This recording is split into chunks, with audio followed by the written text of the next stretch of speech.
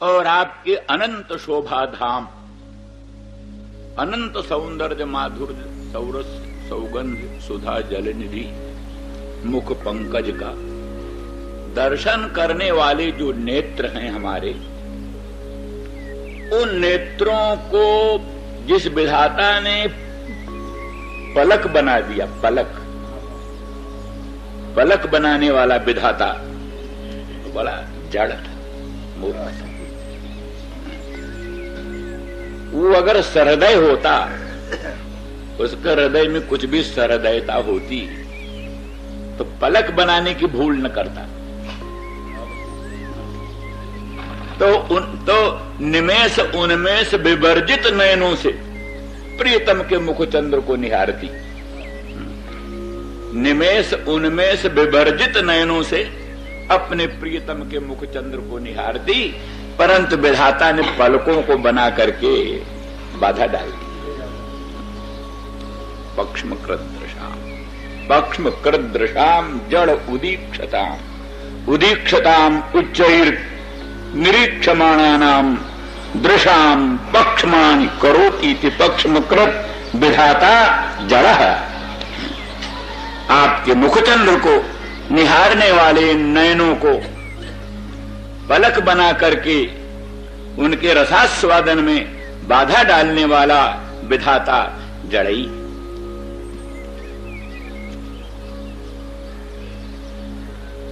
अथवा कोई लोग ऐसा अर्थ करते हैं, जहां पक्षमाणि कृंतति सा पक्ष्म कृतेव अजड़ः। अच्छा। जो बुद्धिमान इन पलकों को काट देता है, पलकों को खत्म कर देता है, वही वस्तुतः अजड़ है, रसिक, वही रसिक। क्योंकि भगवान के मुखचंद्र के दर्शन में ये पलक जो है बड़ी बाधा डालते। पहले पलकन हो परिहरो निमेषी। सीता जनक नंदिनी भगवती रामचंद्र राघवेंद्र का मुखचंद्र दर्शन करने लगी तो पलकन हो परिहरो निमेषी, पलकों ने निमेष उन्मेष बंद कर दिया। भयो बिलोचन चारु अचंचल, भयो बिलोचन चारु अचंचल, मनहु सकुच निमित जो उद्रगंचल। चारु बिलोचन भगवान के मुखचंद्र को देखते हुए अचंचल हो गए, मानो निमि ने सकुच करके, निमकुल कन्या है, निमकुल कन्या सीता है, अपने प्रियतम को निहार रही है। यहाँ निमिकुल वृद्ध निमि को रहना उचित नहीं, इसलिए हट गए मानो। तो निमि हट गए तो फिर निमि के आधार पर ही तो निमेषोन्मेष चलता है, निमि हट गए तो निमेषोन्मेष बंद हो गया अपने आप। इसलिए निर्निमेष नयनों से भगवान के मुखचंद्र का निहारना संभव हो सका।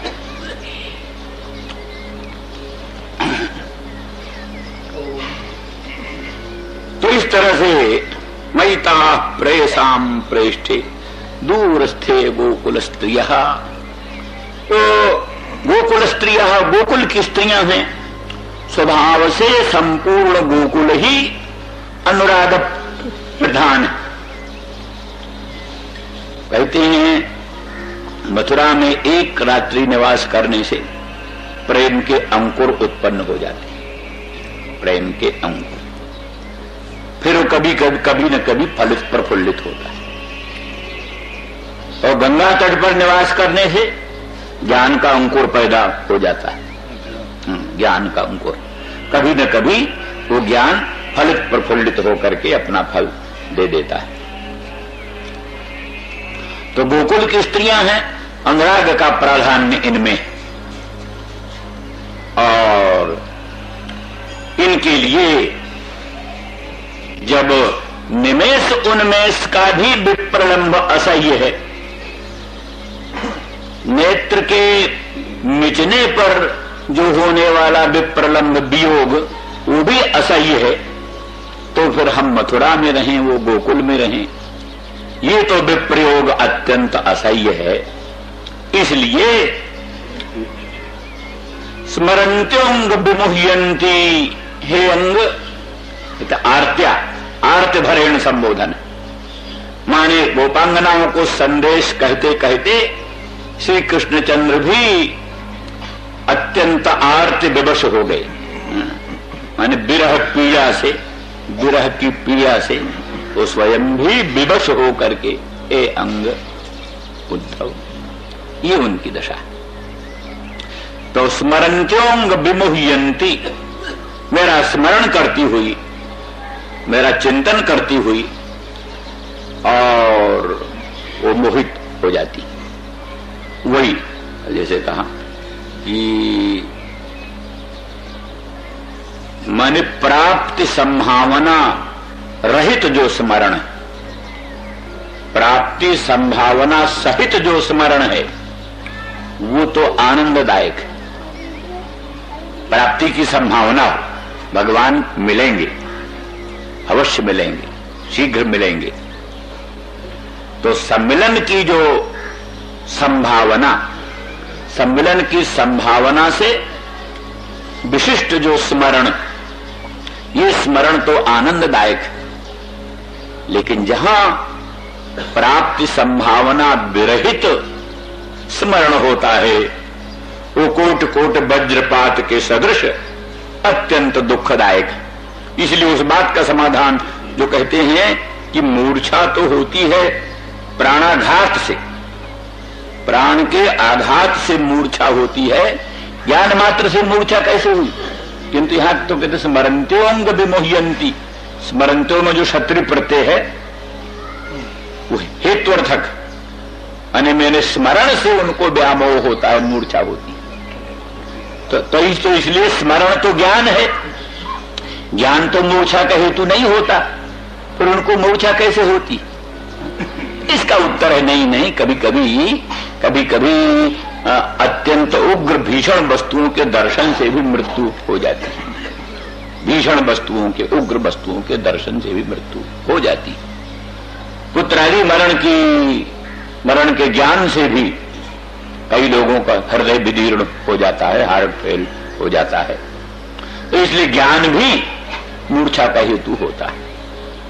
विशेष करके यहां प्राप्ति संभावना विहीन, प्राप्ति संभावना रहित जो स्मरण है वो श्री कृष्ण प्राप्ति की संभावना से रहित जो श्री कृष्ण स्मरण है वो मूर्छा का हेतु। इसलिए स्मरन्त्योंग विमुह्यंती, और विमुह्यंती में वर्तमान प्रयोग है। विमुह्यंती एतावता स्मरण का और व्यामोह का पौनः पुण्य सूचित होता है। माने पौनः पुण्य, बार बार वही चलता है, पुनः स्मरण, पुनः मूर्छा, पुनः स्मरण, पुनः मूर्छा। इसीलिए कथनचित जीवन चल रहा। मूर्छा में ही स्वभाव से कभी कभी स्मरण हो जाता है, स्मरण हो जाता है, फिर मूर्छा बढ़ जाती, फिर मूर्छा में ही स्मरण होता है, फिर स्मरण से फिर मूर्छा होती है। इस प्रकार से उन गोपांगना जनों की दशा।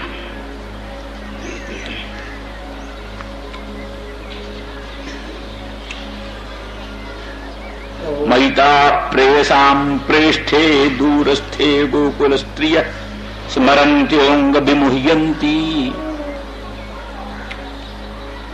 विरहौत्कंठ विह्वला, विरहौत्कंठ विह्वला। विरह जो है विप्रलंब, अपने प्रियतम का जो विप्रलंब है, वियोग है, विप्रयोग है, उससे जो उत्कंठा, अत्यंत सम्मिलन की उत्कट इच्छा, उत्कट भावना, उसी से विह्वल हो जाती। उनका मन बुद्धि चित्त अपने वश में नहीं रह जाता, विह्वल हो जाती। स्मरन्त्योंग विमुह्यंती विरहौत्कंठ विह्वलाः धारयन्ति कृच्छेन प्रायः प्राणान् कथंचन। अति कृच्छ से, बड़ी कठिनाई से वो प्राणों को धारण करती, बड़ी कठिनाई से प्राणों को धारण करती।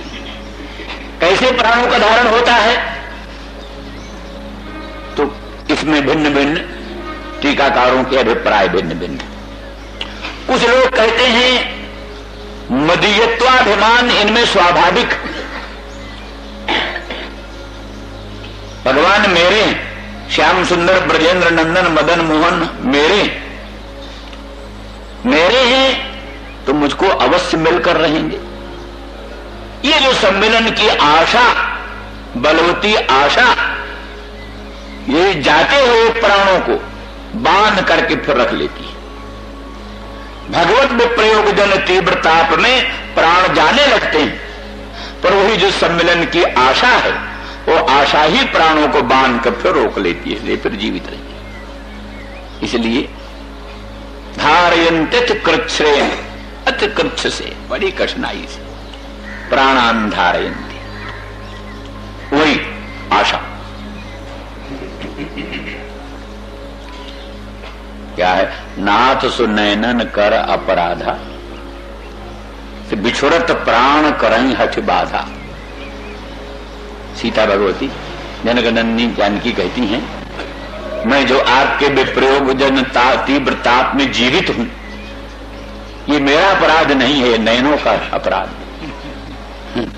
ये नयन जो है प्राणों के निकलने में बाधक होते हैं, क्योंकि इनको आशा है कि हमको फिर भगवान के मुख चंद्र का दर्शन होगा, फिर भगवान के पादारविंद की नखमण चंद्रिका का दर्शन होगा, उनकी मंगलमय अंग के अनंत सौंदर्य माधुर्य का रसास्वादन फिर हो सकेगा। इस आसन से, इस आशा से वो नयन प्राण के निकलने में बाधक होती है। तो इस तरह से धारयंतित कृच्छ्रेण। कुछ लोग कहते हैं उनका जो लोकोत्तर प्रेम विशेष है, वो प्रेम विशेष की ही सामर्थ्य है कि जिससे प्राणों को जाने नहीं देता। श्री वल्लभाचार्य ने एक वचन वहां का दिया है, उपनिषद का, तैत्रेय का, अपने उसमें अणुभाष्य में दिया। को हेवान्यात् कः प्राण्यात् जदेश आकाश आनंदो न स्यात्। को हेवान्यात् कः प्राण्यात्, कौन किसी प्रकार की चेष्टा करता, कौन प्राणन करता, कौन चेष्टा करता, यदि ये परमानंद स्वरूप आत्मा भगवान अंदर न होते, गोपांगनाओं के हृदय में यदि अचिंत्य अनंत परमानंद आकाश स्वरूप भगवान हृदय में न होते, तो कौन प्राणन करता, कौन अपानन करता। अर्थात उनके प्राणन अपानन का आधार, जीवित रहने का आधार,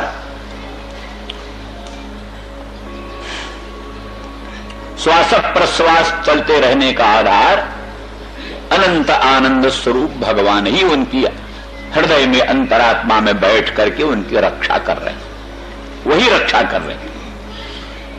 इसीलिए विरहजनताप तीव्र ताप में वो जल नहीं जाती, भस्म नहीं हो जाती, जीवित रहती हैं। जीवित रहने का एकमात्र मूल आधार है कि वो आकाश स्वरूप अनंत आनंद भगवान उनके हृदय में बैठकर उनकी रक्षा कर रहे हैं।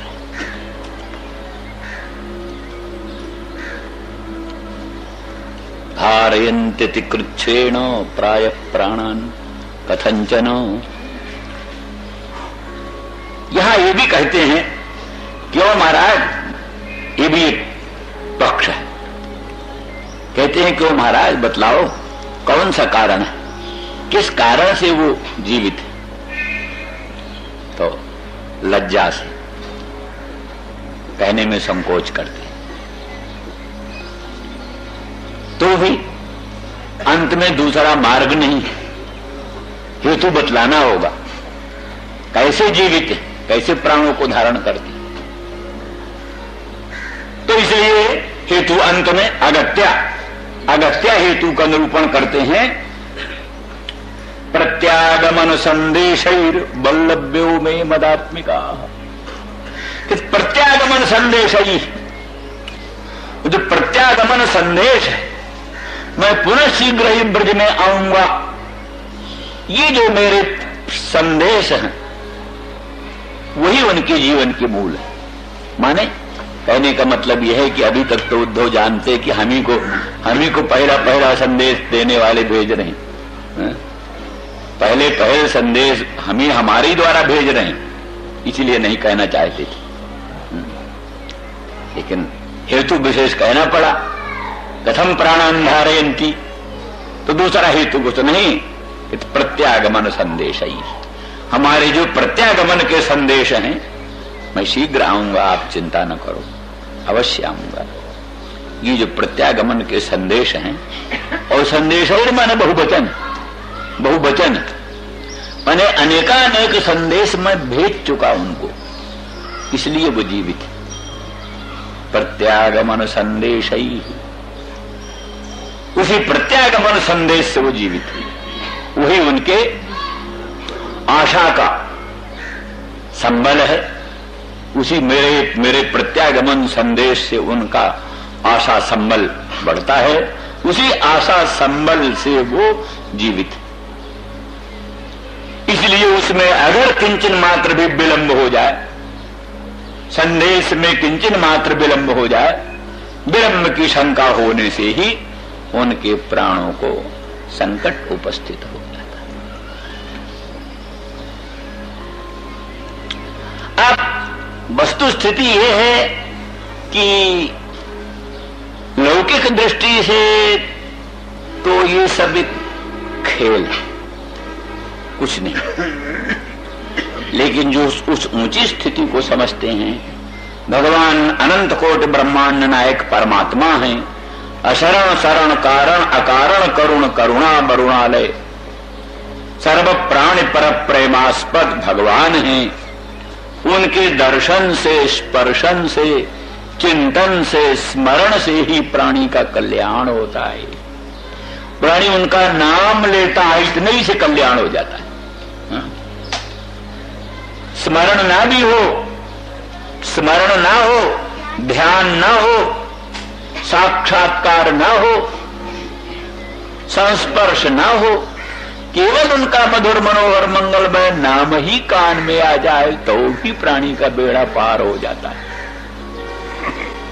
जन्म कर्म च में दिव्यमेवं जो वेत्ति तत्वतः त्यक्त्वा देहं पुनर्जन्म नैति मामेत सोऽर्जुनो, जो भगवान के दिव्य जन्म कर्म का मनन करता है, चिंतन करता है, वो जन्म कर्म के बंधनों से विनिर्मुक्त होकर भगवत भाव को प्राप्त हो जाता है।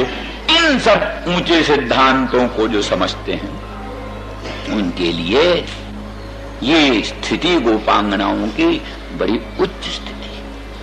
वैसे तो साधारणतया सभी अपने पति पुत्र के विप्रयोग में तो रोता धोता है, विलाप करता है, कोई खास बात नहीं, लेकिन सांसारिक वस्तुओं के संयोग वियोग में संतप्त और प्रविष्ट होना, ये तो अनादिकाल से प्राणियों में चल रहा है। लेकिन संसार से पृथक उस अनंत ब्रह्मांड नायक परमात्मा भगवान सर्वेश्वर सर्वशक्तिमान प्रभु के संस्मरण से प्रविष्ट होना, उनके विस्मरण से, उनके विप्रयोग से संतप्त होना, ये उच्च कोटि की उपासना है, ये उच्च कोटि की प्रेम निष्ठा है। ये प्रेम निष्ठा प्राणी को बड़े ऊंचे पद पर पहुंचाती है। उस दृष्टि से इन सब चीजों का बड़ा महत्व है। इसलिए बड़े बड़े संत विरक्त, जो बड़े बड़े महात्मा, जीव गोस्वामी, सनातन गोस्वामी, वो कच्चा आटा पीकर ब्रजवासियों के घर से कच्चा आटा मांग लाते, उसी को पानी में भिगो कर पी लेते, और एकांत में जमुना तट कहीं किनारे बैठकर एकदम ध्यान में, भजन में, उस अवस्था में ये पुस्तक लिखी। ये वैष्णव तोषणी जो लिखा जीव गोस्वामी ने, ये नहीं कि महलों में बैठ करके और बड़े मखमली गद्दों पर बैठकर ये लिखा है। वो जंगल में, अरण्यों में, जमुना के तट पर कच्चा आटा घोर घोर कर पीते हुए, और शरीर सूख कर कांटा हो रहा है, और एकदम जो है सो मिट्टी का ही करवा है, और गुदड़ियां हैं जिनमें हजारों पौधे हैं, और इस प्रकार के लिए हुए चुपचाप बैठे हैं। सिवा भगवान के संसार की कोई वस्तु क्षण भर के लिए प्रस्फुरित नहीं होती है। उस भावना में ये जीव वैष्णव तोषणी उन्होंने लिखा। तो ऐसी परिस्थिति में सब बड़े महत्व की चीज है। तो प्रत्यागमन संदेशैर्वल्लभ्यो मे मदात्मिका। इस बात पर विचार, वल्लभ्यो में मदात्मिका। वल्लभ्य कौन है वो लोग? वल्लवी। वल्लवी माने गोपी। गोपी जैसे ब्राह्मण से पत्नी ब्राह्मणी, तैसे वल्लभ से पत्नी वल्लवी। ब्राह्मण की पत्नी ब्राह्मणी और वल्लभ से मम पत्नी वल्लवी। मैं भी वल्लभ हूं। नंद गोपात्मजाय पशुपांगजाय। श्री कृष्ण भगवान अपने आप को गोप मानते हैं। नंद गोप कुमाराय, नंद गोप के कुमार। किसी ने अर्थ कर दिया महात्मा ने, नंदयती तो नंदा, गाम पाती तो गोपः, कुत्सतान मारेती तो कुमारः।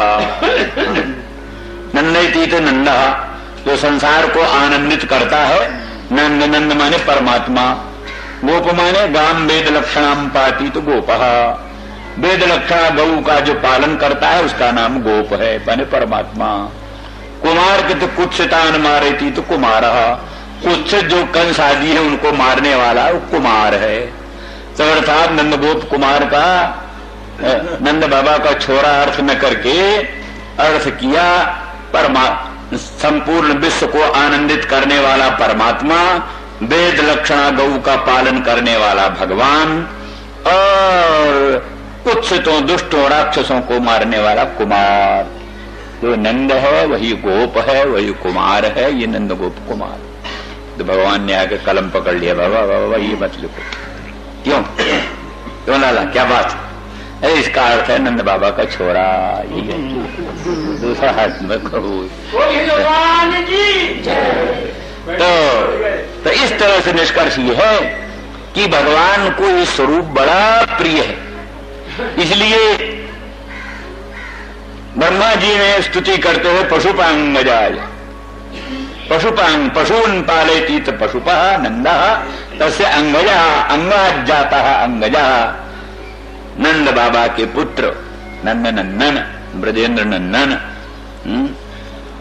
गोपिका वल्लभ, ऐसे नामों को से भगवान बड़े प्रसन्न होते। तो वल्लभः हम, मैं गोप हूं, नंद गोप कुमार हूं। मेरी पत्नियां, मेरी प्रेयसियां वो वल्लभ्यः, वल्लभी। और इस दृष्टि से अतएव मदात्मिकाः मत शक्ति रूपाः, वो वस्तुतः मेरी शक्ति रूपा। आह्लादनी शक्ति, भगवान की आह्लादनी शक्ति, स्वरूप भूता शक्ति। माया शक्ति भगवान की है और प्रकृति भगवान की शक्ति है, ठीक है। उसके द्वारा अनंत कोटि ब्रह्मांड का उत्पादन पालन संहरण होता है। पर एक भगवान की आह्लादनी शक्ति है, वो सारे विश्व को आह्लादन करती है, विश्व को सुख देती है, आनंद देती है। उसका नाम आह्लादनी शक्ति। उसी आह्लादनी शक्ति का परम सार स्वरूप प्रेम है। प्रेम क्या है? आह्लादनी शक्ति का सार है।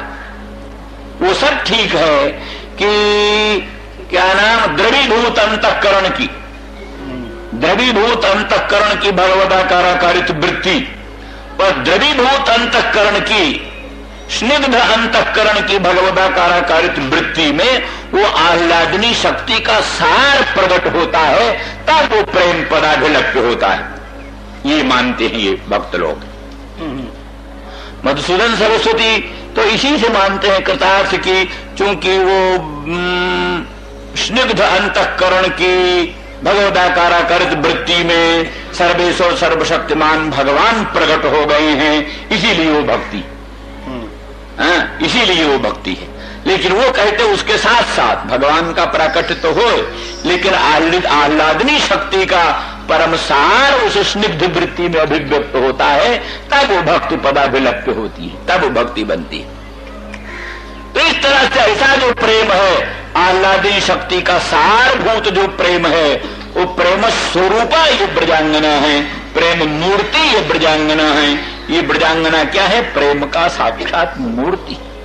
कौन प्रेम? वही आह्लादनी शक्ति का सार स्वरूप।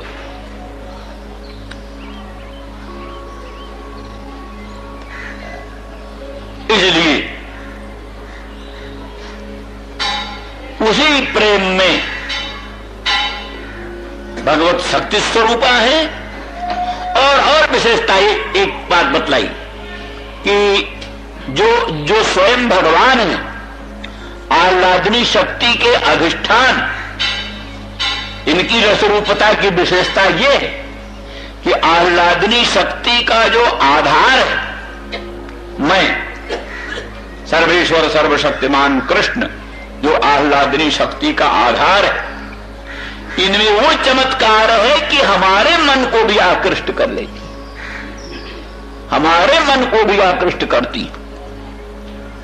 चमत्कार ये माना जाता है कि जोगींद्र मुनींद्र अमलात्मा परमहंसों का मन भगवान में क्यों खींचता है, ये प्रश्न। जो आत्मा राम है, आत्मा रामाश्च मुनयो निर्ग्रंथा क्रमे कुर्बन्त हेतु किम भक्तिम। यहाँ प्रश्न है, जो आत्मा राम है, आत्मा में ही आसमंतात निरंतर रमण करते हैं, वो आत्मा राम है। और निर्ग्रंथ हैं, जिनकी अन्योन्याध्यास रूप ग्रंथि खुल गई है, टूट गई है, वो ग्रंथि शून्य, अन्योन्याध्यास रहित जो आत्मा राम महामुनीन्द्र जोगींद्र हैं, उन लोगों का प्रेम भगवान में क्यों होता है? बिना प्रयोजन की किसी की प्रवृत्ति होती नहीं, कहीं प्रयोजन उनका कुछ है ही नहीं। लोग ऐसा पुत्र ऐसा वित्त ऐसा से विनिर्मुक्त हैं, मुक्त है इसलिए मोक्ष भी नहीं चाहिए, मुक्त है इसलिए मोक्ष भी नहीं चाहिए, संसार की कोई वस्तु चाहिए नहीं, तो आखिर भगवान के भजन में क्यों प्रवृत्त होते हैं आत्माराम? तो वहां उत्तर दिया है कि भगवान में कोई लोकोत्तर चमत्कार है। आत्मा राम चित्ताकर्षकत्व एक गुण, आत्मा रामों के चित्त को भी आकृष्ट कर लेना ये खास भगवान का गुण है। जैसे चुंबक का एक गुण है कि शुद्ध लोहे को खींच लेता, चुंबक का गुण है कि शुद्ध लोह को आकृष्ट कर लेता है, ऐसे भगवान का स्वभाव है कि आत्मा राम महामुनीन्द्र जोगींद्रों के मन को आकृष्ट कर लेते। तो आज यहां उससे भी बड़ी बात है, भगवान ने तो आत्मा राम जोगींद्र महामुनीन्द्रों के मन को आकृष्ट कर लिया, पर गोपांगनाओं ने तो भगवान का मन जो पूर्ण, इतना आत्माराम कौन होगा? भगवान से बढ़कर आत्माराम कौन होगा? भगवान के अनुग्रह से दूसरे लोग आत्माराम बनते हैं। आत्माराम आप्त काम, पूर्ण काम, परम निष्काम जो लोग बनते हैं भगवान के अनुग्रह से, भगवान कृपा दृष्टि से जिसकी ओर निहार दे वही आत्माराम बन जाता है, वही पूर्ण काम आप्त काम बन जाता है। रमा बिलास राम अनुरागी सजत बमन इव नर बड़ जी। वो बड़भागी नर रमा बिलास को बमन के तुल्य त्याग देता है। ऐसे उद्गीर्ण अन्न को प्राणी उपलाई आए हुए उद्गीर्ण अन्न को जैसे बमन को त्याग देता, उसकी ओर निहारता भी नहीं, कैसे रामा अनुरागी प्राणी रमा बिलास को ऐसे क्या ना घृणा की दृष्टि से देखता है, उस ओर निहारना भी नहीं चाहता। तो ये जो संसार से वैराग्य होता है, आप्त कामता, आत्मारामता, पूर्ण कामता बनती है प्रभु के अनुग्रह से। तो जिसके अनुग्रह से दूसरे आत्माराम बनते हैं वो भगवान कितना आत्माराम है इसका तो कहना ही क्या। उस परम आप्त काम, पूर्ण काम, आत्माराम भगवान के मन को भी जो आकृष्ट करने में समर्थ हुई, उनकी लोकोत्तर महिमा को कौन वर्णन करे। इस दृष्टि से मदात्मिका